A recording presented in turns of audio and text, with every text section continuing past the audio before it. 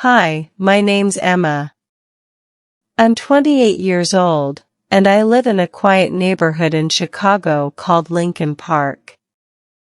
It's a peaceful place, tall trees, little shops, friendly neighbors. Most people would say I have a good life.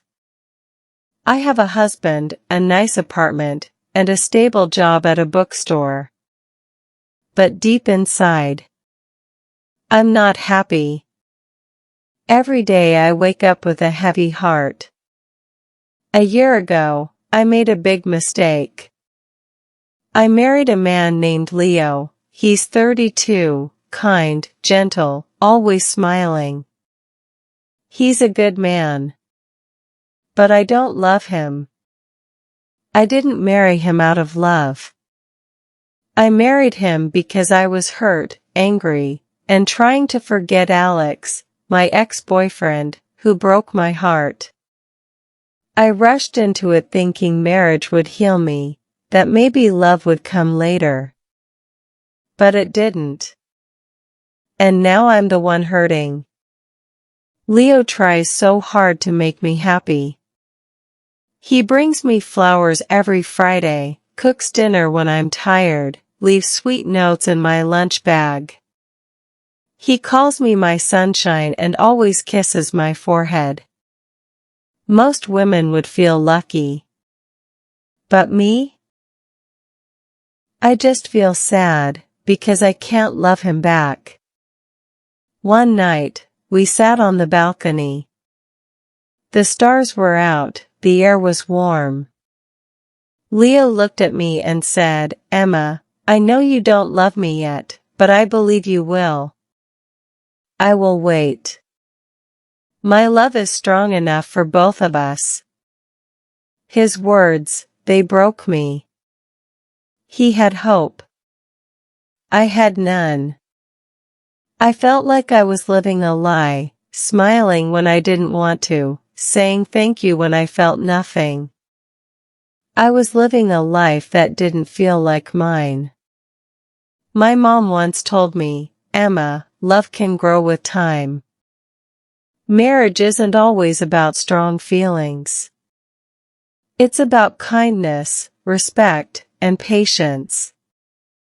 I tried to believe her. I tried being patient. But with each passing day, I felt more like a stranger in my own life. One Friday night, Leo made a special dinner, chicken pasta with garlic bread, candles lit, soft music playing, and that blue shirt I liked. He said, "This is for you, Emma. You are my everything." I smiled and said, "Thank you," but inside, I felt empty. I couldn't enjoy the food, the music, it all felt like a play I was acting in. After dinner, he said, "Let's go for a walk." We went to a small park near our apartment, under the same old oak tree where he had proposed a year ago. He smiled and said, "Remember this place?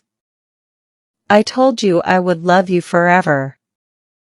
I looked at the tree, then at him. I wanted to scream, "I don't love you, Leo." But I stayed quiet. He looked so happy. I felt like a terrible person. That night, I couldn't sleep. I stared at the ceiling for hours, thinking about my life, my choices, and my heart. I asked myself, will I ever feel happy again? The next morning, my best friend Nina called and said, "Emma, your voice sounds tired. Are you okay?" I wanted to lie, but I couldn't. I told her the truth. "I don't love Leo," I said. "I married him to forget someone else. Now I feel trapped. I feel sad every day." Nina was quiet for a moment and then said, "Maybe you need some space. Maybe time apart will help you understand your heart better. I shook my head.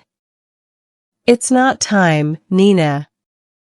My heart just doesn't feel anything for him. Later that day, I tried to talk to Leo. Leo, I said, I need to talk to you, but before I could continue, he interrupted. I know what you're going to say, he said quickly. Please don't give up on us yet, Emma. I still believe we can make this work. His eyes were so hopeful, and I felt worse. I couldn't give him what he needed. One Sunday, Leo asked something that shocked me. Emma, he said, do you want to have a baby? I think it will bring us closer. I froze. The thought of having a child with someone I didn't love scared me. I'm not ready, Leo, I said quietly. He nodded, hurt but didn't push. That made me feel worse. That night, I wrote in my journal, I feel like I'm drowning in this marriage. Leo is a good man, but I can't be the wife he deserves. I also wrote, sometimes I want to leave, but I'm scared. What will people think? Will they say I'm selfish? That I didn't try hard enough? One evening, I packed a small bag. I planned to leave. I looked at Leo while he slept, so peaceful, so happy. I stood by the door, bag in hand, but I couldn't do it. I sat on the floor and cried. The next morning, Leo made coffee for me. Kissed my cheek and said, "Good morning, my love. I believe in us." His words broke me again. I wanted to scream, "Stop hoping." But I stayed quiet again. I looked out the window, kids were laughing, the sun was shining, but I felt stuck. I didn't know how to fix my life. I only knew one thing, I couldn't live like this forever. Before I share more, I want to ask, where are you listening from? It gives me strength to know someone hears my words. Please tell me in the comments. Days passed slowly. I woke up, made breakfast, went to work at the bookstore, came home, and smiled for Leo. But I was tired of pretending. One Saturday, Leo came home early with movie tickets. Emma, let's go out tonight, just you and me. I want to see you smile again. I nodded, said okay, but didn't really want to go. That evening, I wore a nice dress and lipstick. I looked happy. I didn't feel happy. At the theater, he held my hand, laughed at funny scenes, looked at me often, hoping to see joy. I tried to smile. It didn't feel real. After the movie, he said, "That was fun, right?" I said, "Yes, it was nice." But inside, I felt cold. Back home, he made tea. We sat on the couch. He put his arm around me and whispered, "I missed you, Emma." I looked away. Didn't answer.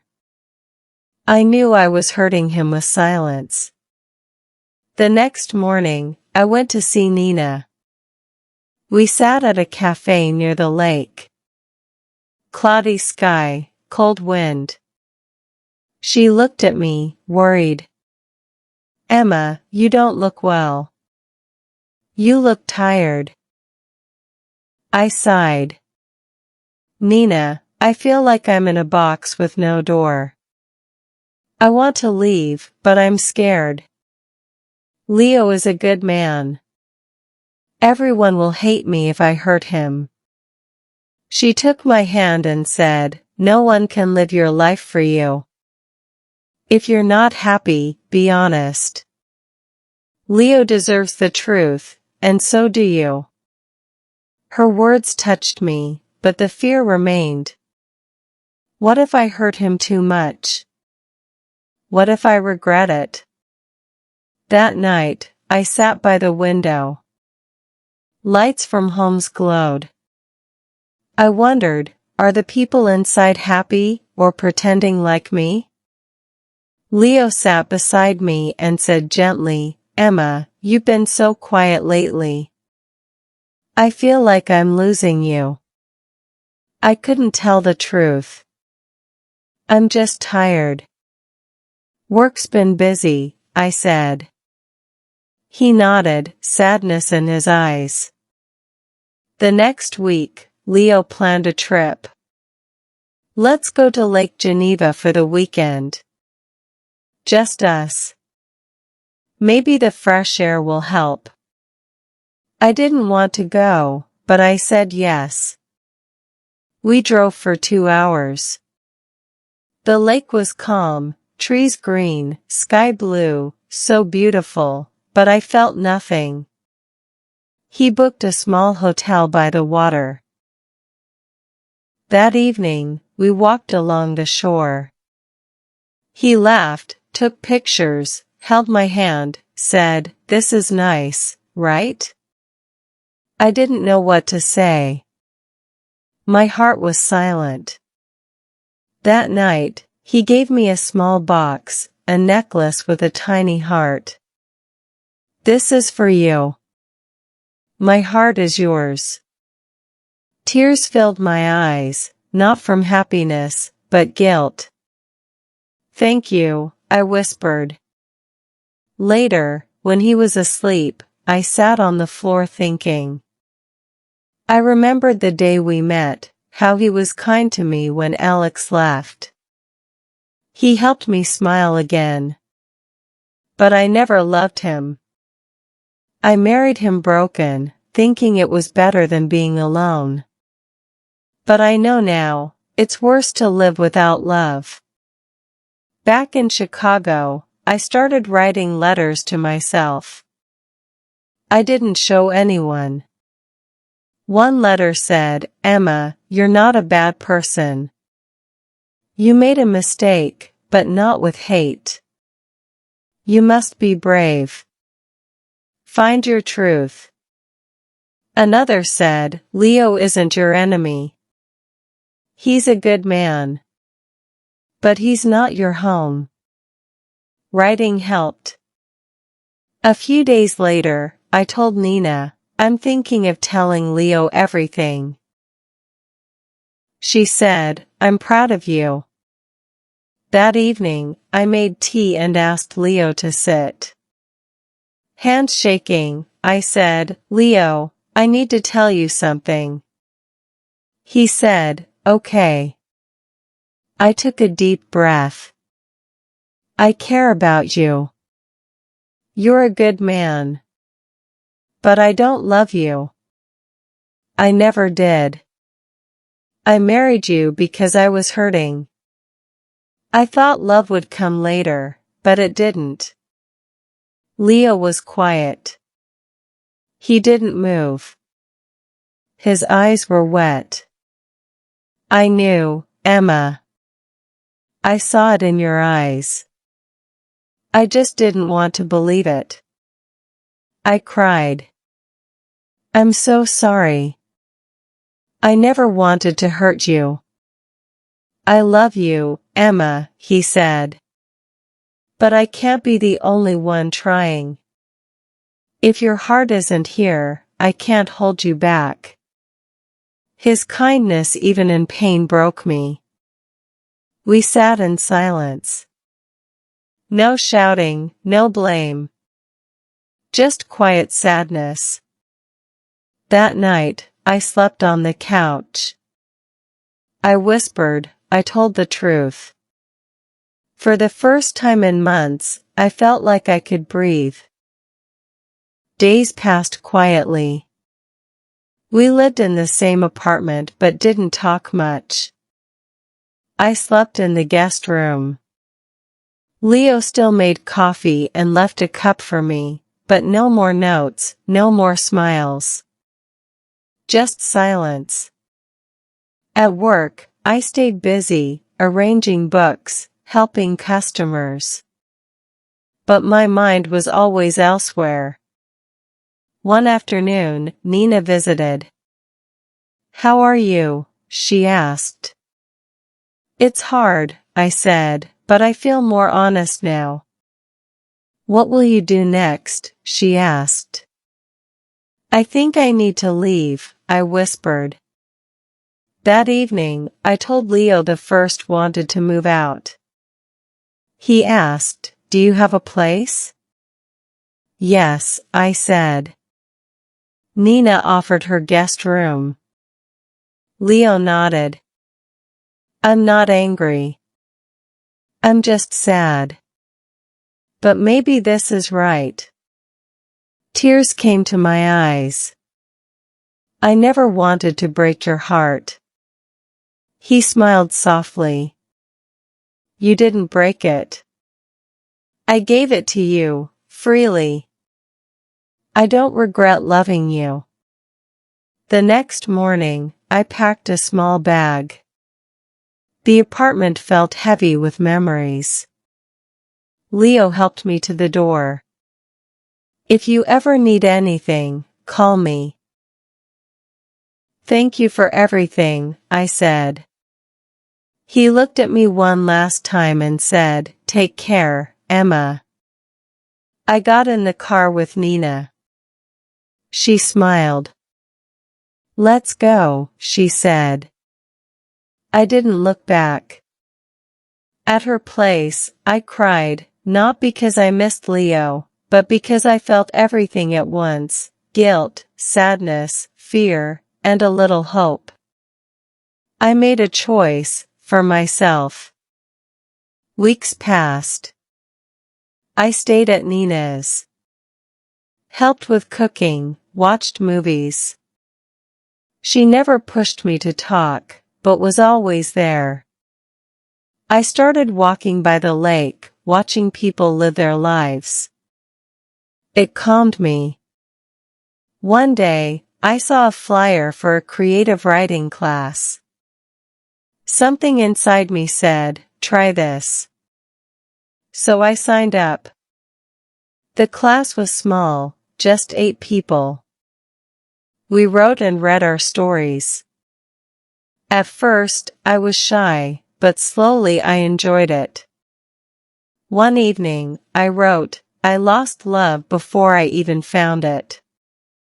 But now I am finding myself." That made me smile. Weeks later, Leo messaged, "Hi Emma. I hope you're well. I've joined a cooking class. Helps me stay busy." No pressure to reply. "Just wanted you to know I'm okay." I replied, "Hi Leo. Thank you for your message. I'm glad you're okay. I'm in a writing class now. It's helping me too. Wishing you peace and happiness."